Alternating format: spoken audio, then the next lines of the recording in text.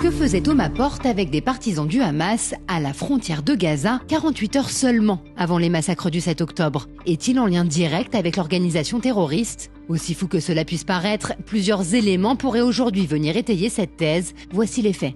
Tout d'abord, il y a donc ce voyage que Thomas Porte a effectué à la frontière de Gaza, 2 jours avant le pogrom qui a fait plus de 1200 morts. En effet, le 5 octobre dernier, le député, accompagné de son assistante parlementaire, rencontre cet homme, Abou Amir Elewa. Abou Amir est rattaché à une ONG connue des services américains et israéliens pour lever des fonds de la branche armée du Hamas. Pour cela, le leveur de fonds utilise des ONG écrans, comme l'association humanitaire, anciennement dénommée CBSP. La CBSP a été déclarée organisation terroriste par de nombreux pays, comme les États-Unis, l'Australie, Israël ou la Jordanie. Elle est pourtant aujourd'hui encore active en France, entre 2021 et 2022. Alors que le Hamas se préparait au massacre du 7 octobre, l'association est même parvenue à récupérer des dizaines de milliers d'euros de subventions publiques grâce à ses relais français, comme l'attestent les comptes que nous sommes parvenus à nous procurer, de l'argent qui servirait prétendument à bâtir des châteaux d'eau, édifices dont la construction requiert opportunément les mêmes matériaux que les fameux tunnels du Hamas. L'organisation aurait également fourni aux terroristes des véhicules pour leur permettre de se déplacer plus facilement dans les tunnels, comme ces engins électriques retrouvés sous les locaux de l'UNRWA par les soldats israéliens.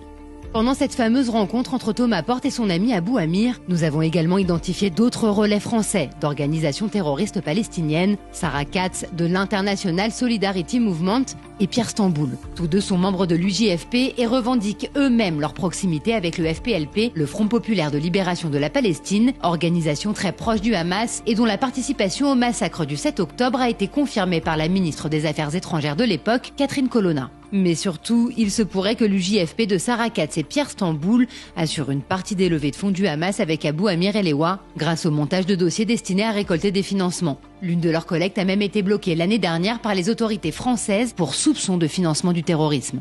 Enfin, lors de cette étrange réunion du 5 octobre, Thomas Porte était accompagné par Ratib Assaï. Celle qui se fait aussi appeler Tiba Saïdi et Sita Bibia se présente comme une militante à l'FI de Marseille, proche de Sébastien Delogu et assure régulièrement via ses réseaux sociaux un relais français à la propagande du FPLP et du Hamas, quitte à basculer sans aucun filtre dans l'apologie du terrorisme. Le 7 octobre, Ratib Assaï rendait même un hommage sans équivoque à la résistance palestinienne pendant que des familles israéliennes étaient en train de se faire massacrer, et la militante a été jusqu'à reposter tel quel le communiqué officiel des brigades Al-Qassam, responsables du carnage. Alors que pouvait bien faire un député français à la veille d'un pogrom en compagnie de personnages tous liés aux terroristes du Hamas et du FPLP?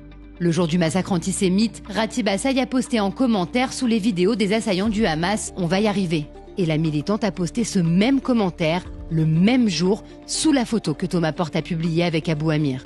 Un commentaire extrêmement troublant lorsque l'on sait qu'à la veille de son retour en France, Thomas Porte promettait à Abou Amir, le leveur du fonds du Hamas, de faire entrer la Palestine à l'Assemblée nationale. Et effectivement, depuis le 7 octobre, le député a publié plus de 1000 posts sur le conflit israélo-palestinien. À chaque fois, il reprend mot pour mot le vocabulaire du Hamas et inscrit très précisément sa communication dans la doctrine élaborée par l'organisation islamiste pour étendre son influence. Le député condamne Israël dans la quasi-totalité de ses publications en le traitant d'État colonialiste et génocidaire. Il ne parle jamais des otages israéliens, mais il demande la libération de Marwan Barghouti, un activiste palestinien condamné pour terrorisme. Il n'évoque jamais non plus les massacres du Hamas, les viols collectifs, les recours aux boucliers humains, les bombardements quotidiens sur Israël.